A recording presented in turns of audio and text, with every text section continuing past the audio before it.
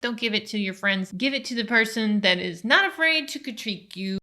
It doesn't matter how amazing your website is if you don't know how to get traffic there. The fanciest landing pages, the highest converting content, and the fastest hosting doesn't matter if people aren't actually going to your niche blog. Stick around and let's talk about what you need to do to get people to visit your website. The number one thing that you need to do is create high quality content. High quality content that is really well researched will help you steam ahead of all the other blogs or other websites that are already ranking on Google. But of course, it isn't that simple. I know there are other things that you have to do. However, if you don't get this one right, then you could do all the other things perfect and your website is still not going to rank in Google or any of the other search engines. Keep in mind that some really crappy content could rank on Google for a while, but if you want to rank for the long run and you want to make money with your blog long term, which is what I think everyone wants to do, you guys want passive income, right? If that's what you want, then you really have to focus in on the content, and there are some questions you can ask yourself to see if your content is up to standards. Is your content factual? Yeah, this might seem like a no-brainer kind of thing. Yes, of course my content's factual. However, you would be surprised how many people write on topics they have no clue about, and they've just researched these things, maybe not, and just put them up on there because they think that they sound good enough and people are just going to keep coming back to their ill-informed website. Make sure that your content is factual, and if you want to really make people believe your website, have sources to any information that you are not the primary source to. For instance, if you didn't have that experience, then who is someone that did? Link to something that they've said. The second question, is your content free of blaring grammatical errors? If your content looks like you wrote it and you don't understand English, then this can hurt you. It can hurt you with the search engines and it can hurt you with your website visitors. If you can't write in English, then I recommend that you hire that out and let someone else write your articles, because your website's not going to rank and people are going to leave your site as soon as they see that it's really confusing. The third question is your website content written by niche experts? You might be the niche expert. Maybe you're into fly fishing. Yeah, hey, it's different than the skiing example that I gave. Maybe you're into fly fishing and you're going to talk about all the different equipment that you use, when's the best time to go here, whatever fly fishers need to know.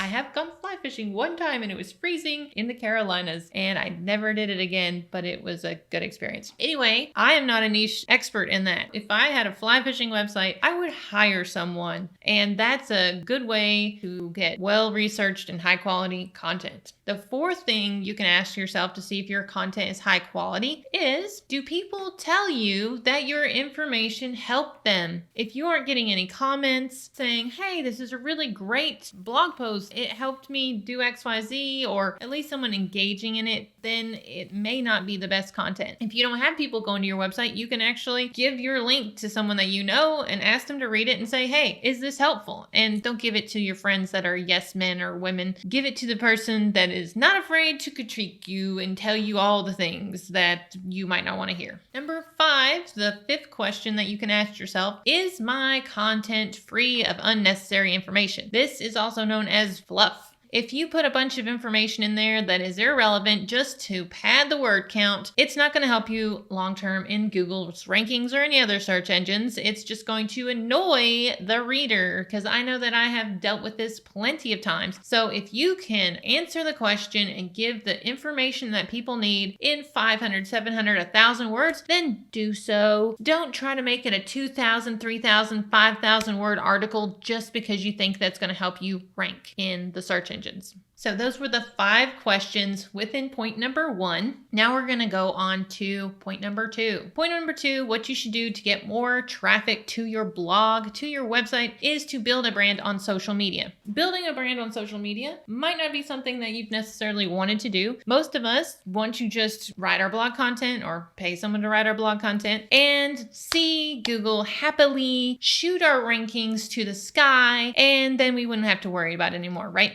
Sometimes if you don't have a social media presence, it can look a little sketchy. I know if I go to a website and they don't have a Facebook and Instagram, then I'm a little curious about whether they're actually legitimate or active. With a website, sometimes it's easy to let that content go stale and people have no idea if you're even still in business or if you'll reply to them, if they send you an email or make a comment on the blog post. So social media lets people understand that you are active, you're a real company, you're a real business, because your website is a business. So don't ever think, oh, I'm just a blog, I'm just a niche website. No, you're a business. You have to treat it like a business. And part of that is having a social media presence. Like I said, I'd at least do it on Facebook and Instagram so that people can go in there and see what's going on and what you're promoting right now. When you build a brand on social media, not only will it help you get traffic from those posts that you're making, but it will show that you're a credible person and it can help your websites rank in Google, or at least that's what I believe. And there are some really smart people that also agree with me. So, I mean, it can't hurt, right? Building a strong social media presence can take some time, but it doesn't take a lot of investment. So you don't have to put a lot of money in there. A lot of times you can just do a few posts once a week, twice a week,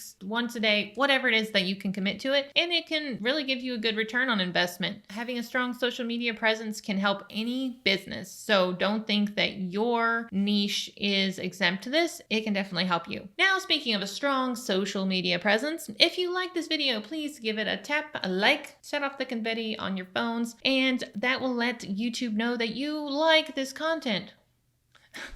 And it will help them push it out in the algorithm, and I really appreciate that. The third point, numero tres. If I'm gonna say Spanish, I should say it all the way. Numero tres.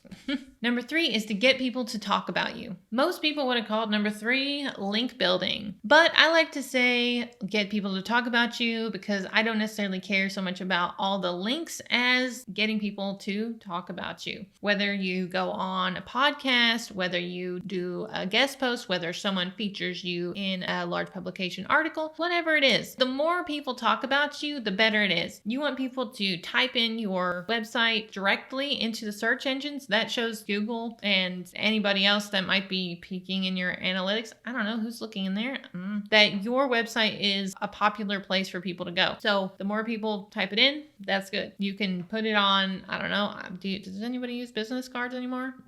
You can put your stuff on business cards and get people to hand it out to their friends, whatever. It depends on your type of niche, right? But the thing is, get people to talk about you, link back to you when they talk about you, and that will give more signals, more votes that your blog is the blog that people need to come and visit and that the search engines need to rank, because that's what people expect to see when they go in the search engines. Your website to be so prevalent, so like, hi, I'm here in your niche, that it would be weird if you didn't show up in the search engines. If you don't act like a real business, you're not going to get traffic like a real business. So put these 3 things into action right away and start growing your blog traffic. Your website doesn't have to be a barren land anymore. You can start building it up by using these tips. And if you haven't seen my video about what my blog income looks like 2.5 years later, make sure that you click that and come along on the journey to see what happens. Bye.